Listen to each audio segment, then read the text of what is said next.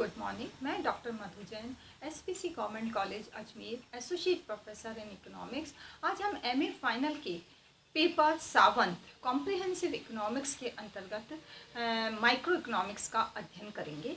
उसमें micro economics actually MA final comprehensive economics में MA previous और फाइनल के सभी कंपलसरी पेपर्स और इंडियन इकोनॉमिक्स और इंटरनेशनल इकोनॉमिक्स से संबंधित प्रश्न पूछे जाते हैं। तो आज हम माइक्रो इकोनॉमिक्स में इसमें पहले शुरू करेंगे और उसके अंतर्गत मेरा आज का विषय है इकोनॉमिक प्रॉब्लम्स, यानी कि आर्थिक समस्या। सबसे पहले प्रश्न ये उठता है कि इकोनॉमिक्स या अर्थशास्त्र क्या है, व्हाट इज़ इकोनॉमिक्स। इस प्रश्न के उत्तर में अर्थशास्त्र की परिभाषाओं का उल्लेख करने से पूर्व ये जानना उचित होगा कि कुछ आर्थिक प्रश्नों को समझने का प्रयास करें। हमारे पड़ोस में कुछ परिवार या व्यक्ति उससे ज़्यादा अमीर हैं तो कुछ हमसे गरीब हैं। ऐसा क्यों है? भारत देश अमेरिका, रूस, ब्रिटेन, चीन आदि देशों से आर्थिक दृष्टि से कुछ पिछड़ा हुआ है। भारत में बेरोजगारी, महंगाई, भुगतान असंतुलन के और अन्य आर्थिक समस्याएं हैं। इन सभी आर्थिक प्रश्नों के कारणों का विश्लेषण करना ही अर्थशास्त्री का कार्य है। इन विभिन्न आर्थिक प्रश्नों को देखकर अर्थशास्त्र के क्षेत्र की कुछ जानकारी होने लगी है, लेकिन इस विषय के संबंध में कोई निश्चित ज्ञान नहीं होता। अतः हम अर्थशास्त्र की समस्या के बारे में आधुनिक दृष्टिकोण से व्याख्या करेंगे। आधुनिक अर्थशास्त्री इस संबंध में 3 बातों का उल्लेख करते हैं। नंबर 1, असीमित आवश्यकताएं। मानवीय आवश्यकताएं अनेक होती है और उनमें समाज के विकास के साथ साथ सदैव परिवर्तन होते रहते हैं। आवश्यकताओं की वृद्धि समस्याओं की सूचक मानी गई है। आवश्यकताओं की संतुष्टि से सुख मिलता है, अतः प्रत्येक अर्थव्यवस्था अधिक से अधिक आवश्यकताओं को पूरा करने का प्रयास करती है। इसके फलस्वरूप उसके नागरिकों का जीवन स्तर उच्च होता है। दूसरा है सीमित साधन। प्रत्येक समाज में सभी आवश्यकताओं की पूर्ति एक साथ संभव नहीं होती, क्योंकि समाज के साधन सीमित होते हैं। जिन साधनों को एक आवश्यकता की पूर्ति में लगा दिया जाता है वे दूसरी आवश्यकता की पूर्ति के लिए प्रयुक्त नहीं किए जा सकते। अतः साधनों की दुर्लभता कठिनाइयाँ उत्पन्न कर देती है। अतः इन सीमित साधनों के वैकल्पिक उपयोग संभव हो सकते हैं। तीसरा है चुनाव की समस्या। सीमित साधन और असीमित आवश्यकताओं की स्थिति में समाज के समक्ष चुनाव की समस्या उत्पन्न होती है। विभिन्न आवश्यकताओं को प्राथमिकता के क्रम में लगाया जाता है। सबसे अधिक तीव्र आवश्यकता पहले रखी जाती है और उसके बाद उससे कम तीव्र और उससे सबसे कम अंत में। इस प्रकार विभिन्न आवश्यकताओं को उनकी तीव्रता के क्रम में रखकर सीमित साधनों से अधिकतम संतोष प्राप्त करने का प्रयास किया जाता है। चुनाव में मूल्यांकन का प्रश्न भी आता है। साधनों की कीमतें निश्चित की जाती है और दिए हुए लक्ष्यों को कम लागत पर प्राप्त करने की नीति अपनाई जाती है। तो इस प्रकार से किसी भी अर्थशास्त्र में ये 3 जो है असीमित आवश्यकताएं, सीमित साधन और चुनाव की समस्या, ये 3 मूलभूत प्रश्न रहते हैं। फिर आता है आर्थिक समस्या की प्रकृति। तो आर्थिक समस्या की प्रकृति यानी नेचर ऑफ इकोनॉमिक प्रॉब्लम। आर्थिक समस्या चुनाव की ही समस्या है। चुनाव करते समय सीमित साधनों का किफायत से प्रयोग किया जाता है।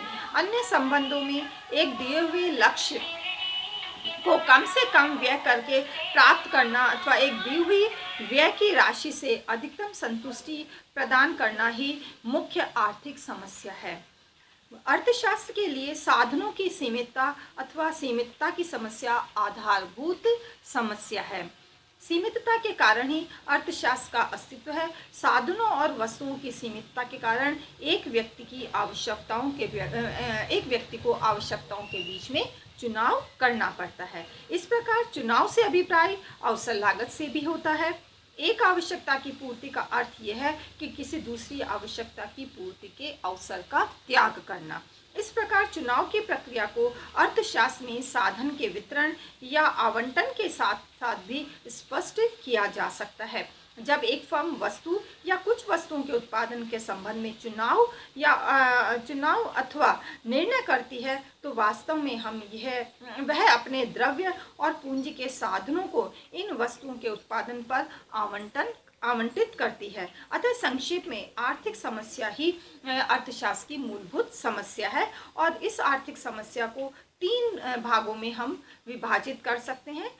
एक है उद्देश्य यानी ऑब्जेक्ट्स, दूसरा है सीमाएं और तीसरा है निर्णय।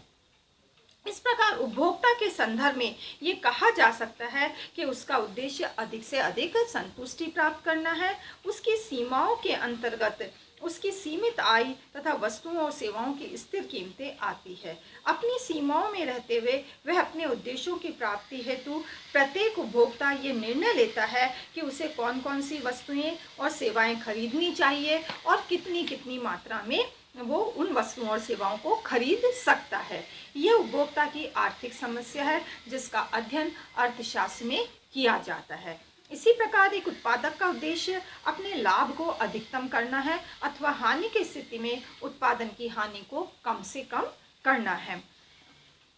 उसकी सीमाओं में व्यय की जाने वाली मुद्रा की स्थिर मात्रा और विभिन्न साधनों की स्थिर कीमतें आती है। अतः अब उसके सामने की समस्या निर्णय करने की है। वह यह है कि वह किस वस्तु का उत्पादन करेगा और कितनी मात्रा में उत्पादन करेगा।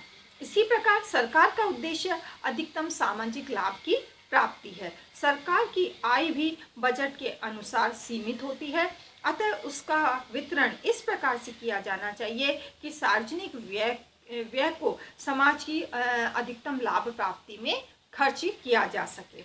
इस प्रकार से अर्थशास्त्र में व्यापक रूप से आर्थिक समस्या का विश्लेषण किया गया है। निर्णय और आवंटन की समस्या, problem of choice and allocation. इस प्रकार साधनों की सीमितता के कारण ही अर्थशास्त्र की आवश्यकता पड़ती है, ये हम जान चुके हैं। क्योंकि ऐसी स्थिति में अर्थशास्त्र हमें आचरण के नियमों का जिक्र करता है जिसका पालन प्रत्येक विवेकशील उपभोक्ता या उत्पादक को करना ही चाहिए।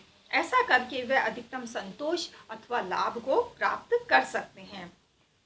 लिप्से और स्टोनिर ने अर्थशास्त्र में चुनाव की इस प्रक्रिया को स्पष्ट करने के लिए एक बहुत ही अच्छा उदाहरण पेश किया है। उन्होंने कहा है कि मान लीजिए कि अर्थव्यवस्था में दिए हुए साधनों के उपभोग से उपभोग्य वस्तुओं और सुरक्षा की वस्तुओं के विभिन्न संयोग प्राप्त किए जा सकते हैं।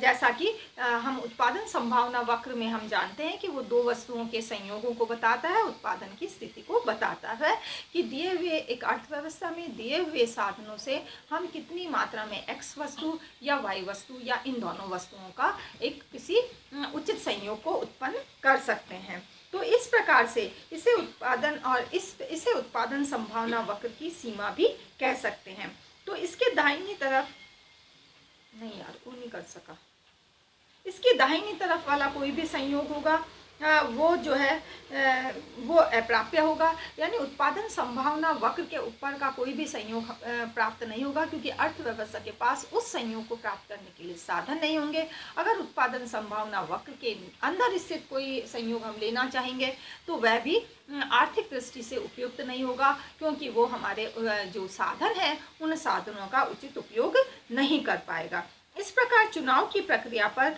ध्यान दिया जाना चाहिए और एक उपभोक्ता और उत्पादक जो है अगर अपनी अधिकतम संतुष्टि और अधिकतम लाभ को प्राप्त करने के लिए उत्पादन संभावना वक्र पर स्थित दोनों वस्तुओं के किसी एक संयोग को अपनाता है। इस प्रकार से हम एक व्यक्ति के समक्ष उपस्थित होने वाले चुनाव की समस्या का अध्ययन जो है वो कर सकते हैं। एक राष्ट्र के समक्ष पाई जाने वाली चुनाव की समस्या का अध्ययन किया जाता है। सीमित साधनों की स्थिति में ऐसी आर्थिक समस्याएं प्राय उपस्थित हो जाती है। 1962 में चीन से और 1965 में पाकिस्तान से युद्ध होने के कारण भारत को सुरक्षा पर अधिक व्यय करना पड़ा, जिससे विकास पर साधनों की कमी के कारण काफ़ी प्रतिकूल प्रभाव भी पड़ा था।